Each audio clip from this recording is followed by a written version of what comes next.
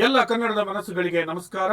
ಪ್ರಮುಖ ಹಾಗೂ ಸ್ವಾರಸ್ಯಕರ ಸುದ್ದಿಗಳೊಂದಿಗೆ ನಾನು ಅಂಧಾನಿ ಇಮಬಾಷಿ. ನೀವು ನೋಡ್ತಾ ಇದ್ದೀರಿ ಬಿಬಿ ನ್ಯೂಸ್ ಕನ್ನಡ. ಇದು ಫಸ್ಟ್ ಫೋಕಸ್.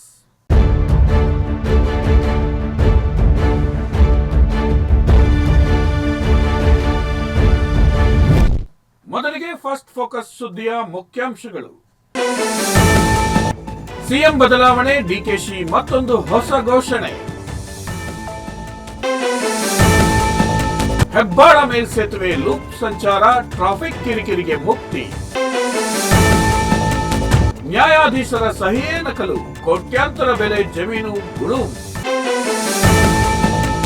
ತಲೆಮರೆಸಿಕೊಂಡಿರುವ ಭೈರತಿ, ಅಜ್ಞಾತವಾಸದಲ್ಲಿದ್ದರೂ ಕೋಕಾ ಸಂಕಷ್ಟ.